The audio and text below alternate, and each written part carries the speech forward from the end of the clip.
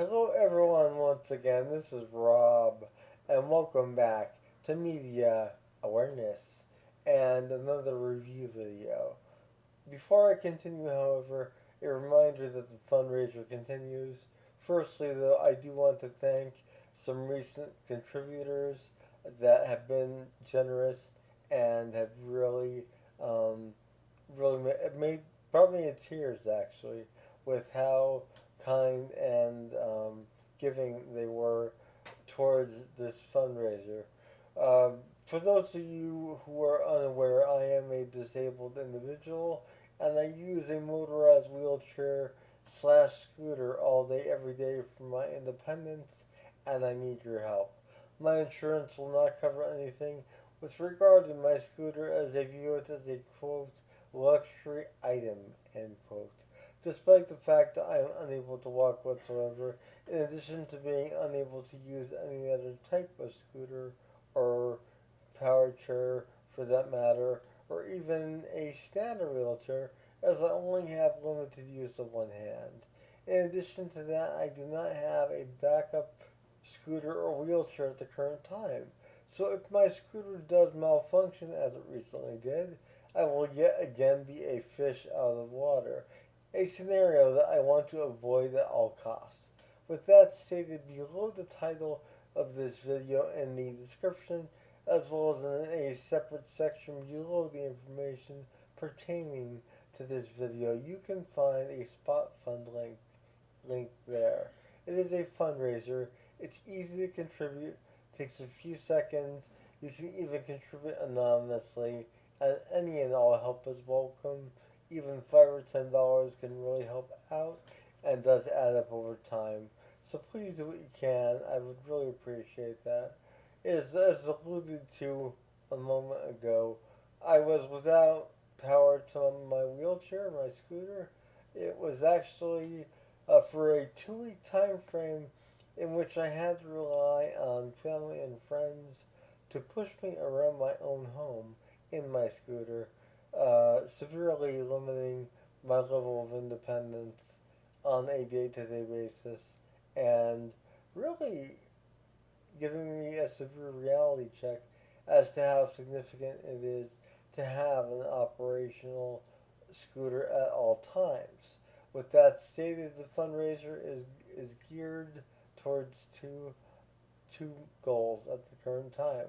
One is to continue the ongoing refurbishing of my existing scooter. It is a scooter from 2019 and it is almost 2025. So I am definitely due for a new scooter, which is the second goal of the fundraiser is to have enough to purchase a new scooter as well. So that's why any and all help is welcome. I really need to save this up, and having to pay for the repairs on this scooter, the battery charging mechanism had failed entirely, and with that combined with the service call, it was quite hefty financially speaking and depleted the fundraiser quite a bit.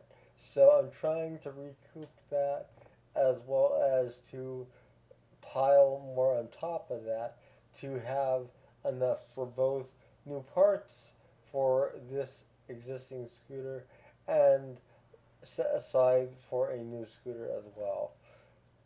I do really appreciate you all, and I want to extend a gracious thanks to those who have contributed thus far, and in addition to those who plan on contributing, as your contributions have and will make a world of difference in my life.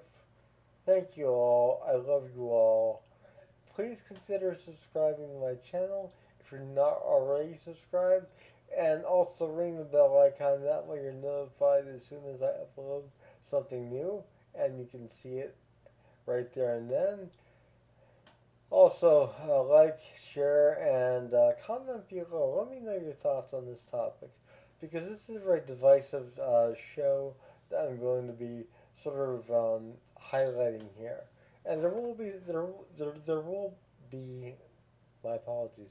There will be spoilers in this video for the Rings of Power, and specifically season 1, as I have not watched season 2 yet.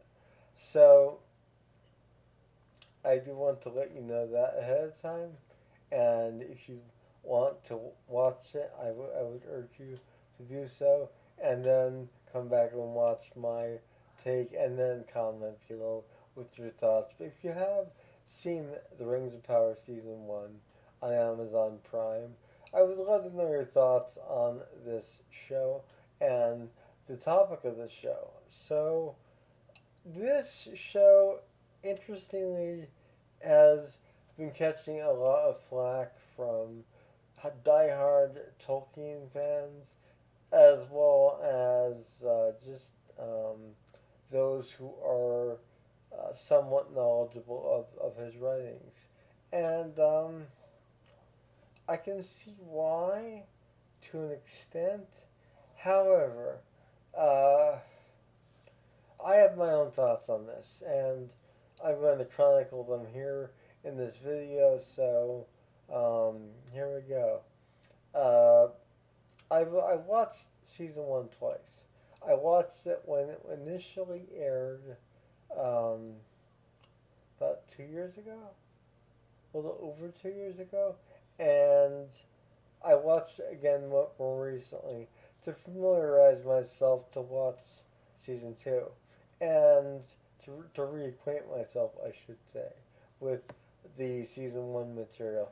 And all things considered, um, season 1 has its issues, but it's entertaining, and I will say that. It's also enlightening for some who may not be able to make it through the appendices of The Lord of the Rings. Um, and just to give you some background on this, if you're unaware, uh, the Rings of Power was severely hamstringed as a show. And I'm not trying to defend the uh, lack of certain areas in the show, but I do want to really say that they only had a limited amount of material to draw on in terms of chronicling this show set in the second age of Middle Earth. So that's a key factor right there as well. Um, in addition to that, these are characters we know to some degree, but in my personal opinion, character development was never really the biggest strong point in Tolkien's work when it came to secondary characters. When it came to primary characters, like let's say Bilbo, Gandalf, uh, Frodo, Sam, um, there was a great deal of character development. Even Aragorn. But a lot of the other main characters fall short. And we get these mentions of them or these glimpses of them, but not a lot of real development of the characters themselves, in my humble opinion, as a avid Tolkien reader myself. With that stated, I do think that the show could have been presented better. I do think episode 1 in particular was really uh, structured in a way that was confusing initially, and at least to the average person. I didn't find it confusing necessarily, but I'm familiar with the source material. People that may not have been, there was a lot going on in the first episode. A lot crammed into the first episode itself. And I think it would have benefited the show more to space things out a bit more in terms of introducing characters and plot lines throughout the season itself. Now, the seasons are only 8 or 9 episodes apiece, so uh, that can always be a difficult struggle as well. But that would be my opinion. What would be to structure it a little differently in terms of character growth, character development. Maybe focus the entire episode on, let's say, Galadriel for the sake of the character and her journey, and then the second episode something else, someone else, and so on and so forth, with some minor hints at other things going on, but not full fledged segments of the show dealing with other characters. So basically, I'm going to make this a lot simpler than it was. Um, the show on Amazon Prime, season one, initially starts out with Galadriel and um, the first part of the first episode is her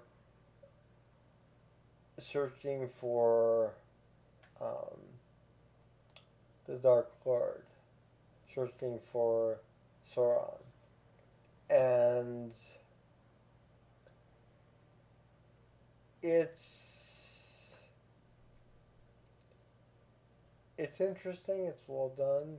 It shows a different side of Galadriel. It shows that she wasn't always a regal and well respected figure in the elven community, and that she did really kind of have to work at refining herself. I think we're going to see that over the course of the show itself. That's my opinion now. I, for the sake of making things easier, she is basically being sent um, to go where elves will go when they want to leave our realm, basically back to their um, homeland, so to speak, their uh, point of origin, if you will. And Galadriel's not ready. She wants to find out what happened to her brother, but she also wants to continue tracking down Sauron. And um, she ends up off of the ship that's headed out there in the water, almost drowning, and is saved by a few individuals on a sort of makeshift raft that was pieces of another ship. And it's attacked, and there's only her and this gentleman who is the other survivor, and he basically helps her. Now, he, at that point in time, goes under a different name, but for the sake of making things easier, he is actually Sauron. Galadriel's unaware of this. He uh, just alludes to being a king, and a king specifically of the Southlands. And Galadriel doesn't really give it much thought at that point she looks at him as a potential ally, and they end up um, heading for uh, Luminor. Now, this is where things really get interesting, in my opinion, because I've always had this fascination with Luminor, and to actually see it was really cool, in my opinion, and to see it in a David's prime rally, I think was really cool as well. So they they are basically picked up by a ship from Luminar and taken back there. And although elves were once welcome there, they are no longer really welcome there. So Galadriel is questioned pretty heavily and is detained. And she is very headstrong at this point in time, very impulsive, and uh, it does work to her detriment, but it also shows that she's a lot younger than she was in The Lord of the Rings. And it shows that she has a lot of growing to do. Now, keep in mind, the show is scheduled to go for 5 seasons.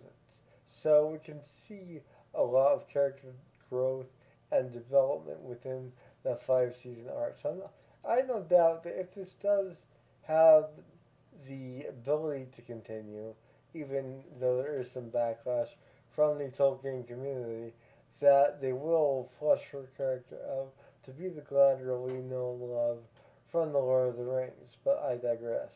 Um, I'll follow this plotline for a little bit just to give you some context, and then I will move on to Elrond briefly.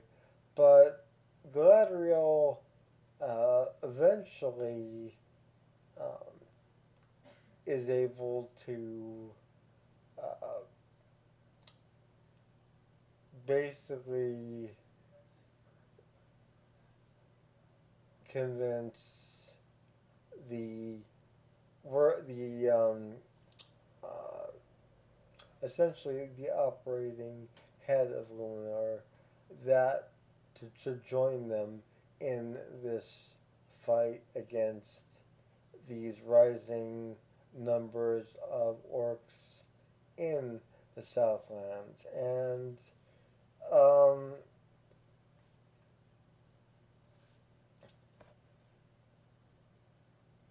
her um, gentleman friend, aka Sauron, uh, is not without, I would say, morals, because he is telling her repeatedly that he is not what she thinks he is, that he really, she shouldn't be pursuing him in the manner she is.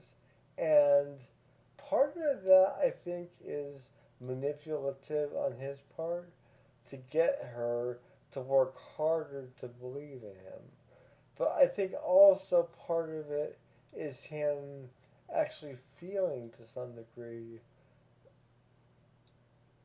a pity to some degree to her naivety and just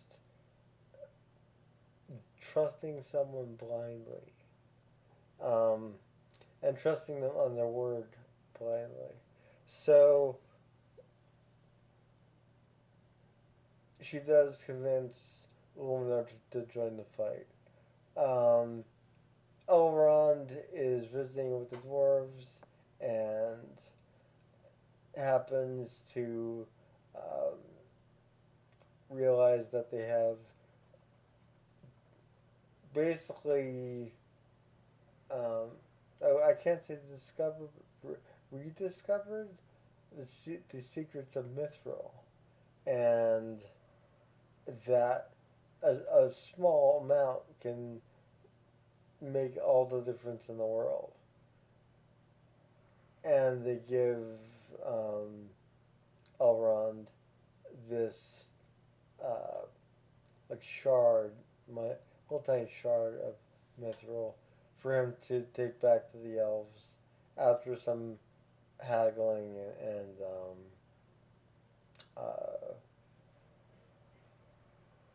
real making amends with um, the dwarves for being gone for so long.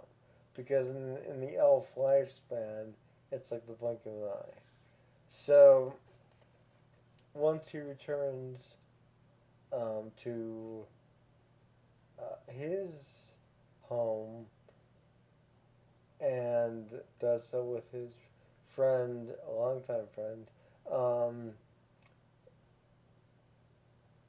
they basically uh, want to broker a deal to mine the mithril, and that way it can revitalize the life in the elven land itself, and for the elves themselves, as their life force is fading due to this tree dying, because it was formed out of both light and dark. Um, and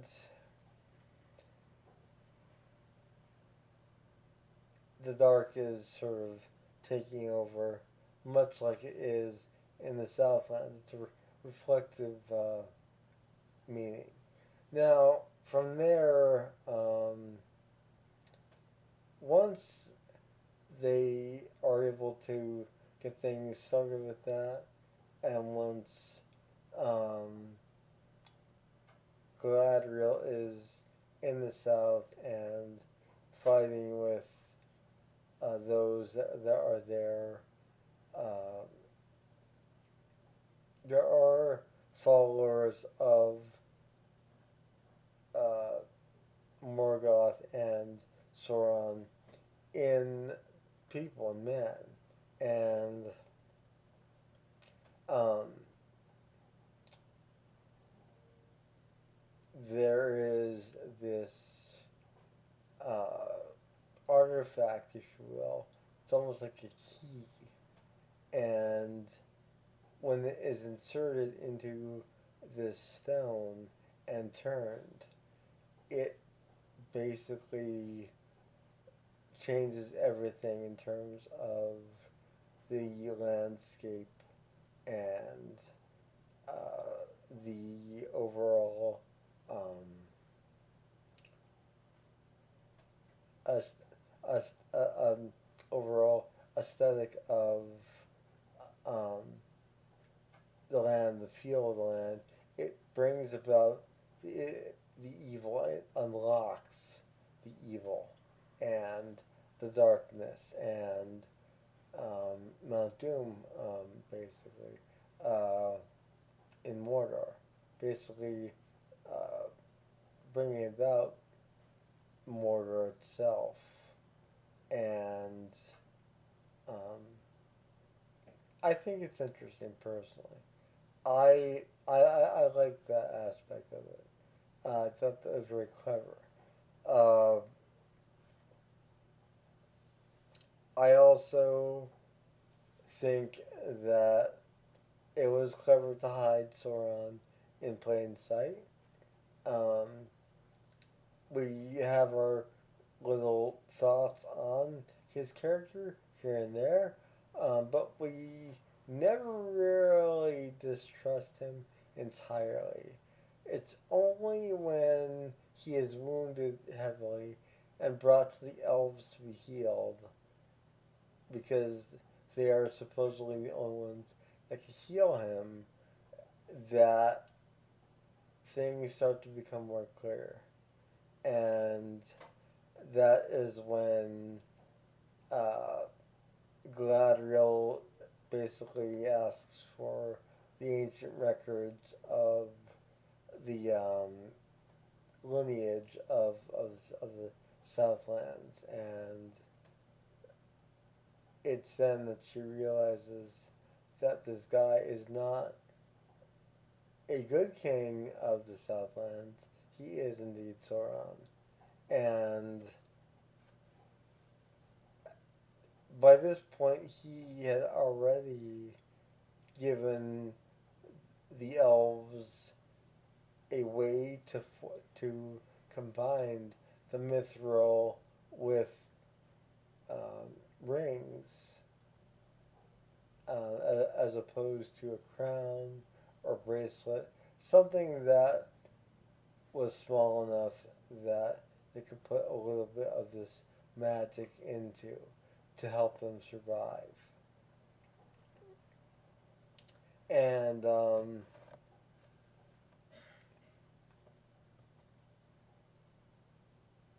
he had done so obviously for his own ends, but um, nobody realized that at the time. He, of course, takes off shortly after confronted by Galadriel and really put through the ringer. Um, Galadriel really gets a mental lashing from uh, Sauron in that particular scene. Um, but uh, they make the rings, and um, the um, the show. I don't think it's bad. I don't think it's spectacular, but I don't think it's bad.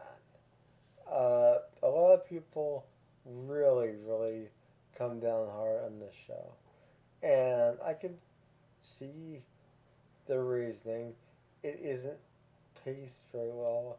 You also have the Half-Foots and their introduction in episode 1 as well, and their journey after finding who we could presume to be Gandalf, um, who had fallen from the sky in like a meteor crash, and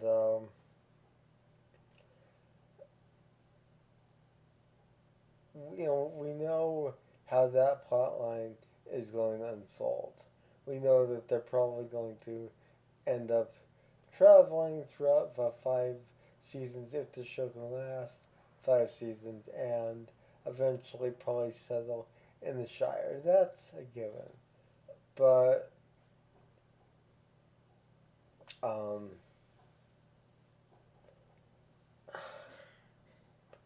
I I like what I've seen. I like seeing these different younger versions, more naive versions of characters, like Elrond, like um, Galadriel. I think it gives a different perspective, and it doesn't. It shows them as having grown considerably by the time of the Lord of the Rings, as opposed to simply being the same all throughout all the ages, which would have been boring in my humble opinion, and really not an accurate portrayal of anyone. There has to be growth with a character, and we saw growth in Galadriel, albeit gradual, throughout season 1. I've yet to watch season 2, so I will watch that and give you guys my take on that very soon. But I wanted to give you my opinions on season 1. Amazon has a knack of being able to take something minute and expand on it. They did this with The Man in the High Castle, um, based on the Philip K. Dick novel. And I will be doing a review of those 4 seasons as well. But The Man in the High Castle is an extremely short novel. And the novel itself, I think, is fantastic. The concept is fantastic. But there isn't a lot of character development because it's so short. We get development of the main characters in that, and we focus on main characters. Same thing with the Rings of Power, focusing on certain main characters as opposed to others. And I generally like the show. Is it my favorite online show? No, it's not. But I do enjoy it, and I will continue to watch it and give you guys my reviews of it as I move along through season 2 as well. But I recommend it. I really do. It's nice to put on as an escapism, and it gives you basically the background, the lore, without having to read the appendices of the Lord of the Rings, and not having to read the Silmarillion to any great extent. Although I would still recommend doing so if you can make it through it. It is a rather intense read, but I recommend reading the books above all. I always recommend reading above watching, but I also acknowledge that for some people, watching is easier for them, especially when the source material is very highbrow and very um, overly detailed and uh, maybe written a bit too dry. Um, People have this issue with Tolkien. They have it with Frank Herbert with regard to the Dune saga. Um, so there's there's parallels between Frank Herbert and Tolkien in terms of the writing being rather dry, but uh, if you can if you can watch the show and view it as an aspect of the Lord of the Rings universe, that's one thing. Um, that's what I did. I looked at it as a certain a portrayal of these events, and that we didn't necessarily need to see this stuff, but I think it was nice to see it. I really do, honestly. And I do think that the characters were done well, considering the limited resources at their disposal. So there you have my thoughts on The Rings of Power Season 1 in a very, very short period of time. I will be watching Season 2 very soon, and I will be giving you guys an overview of Season 2 as well once I'm done with that. I will also continue with other online shows I'm watching. Um, Wheel of Time is one of my favorite Amazon shows. I know a lot of people are not happy with the way that is being portrayed either.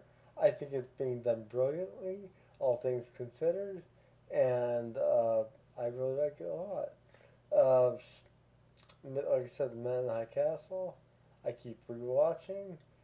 Um, and I'm going to also be bringing you guys a review of the Netflix show The OA very soon as well. It's a show that I can relate to from a um, certain point of view, and I look forward to bringing that to you from my point of view as well. So there's a lot to look forward to in terms of um, online show reviews. Um, I'm also going to be trying to do a uh, uh, Ronald D. Moore Battlestar Galactica overview, and um, I did promise all of you a Once Upon a Time overview, but I am rethinking that. I had to stop watching it during the last season, and I'm not sure if I'm going to go back to it. But I might just to get the video done and out there. You also have Twin Peaks to look forward to at some point in time, as well as a plethora of other shows. So there's a lot on the horizon. Of course, there's going to be album reviews as well coming. I have a review of the new Marilyn Manson album coming soon, as well as um, some other upcoming releases from other artists. And of course, at the end of the year, my top countdown of the best albums of 2024.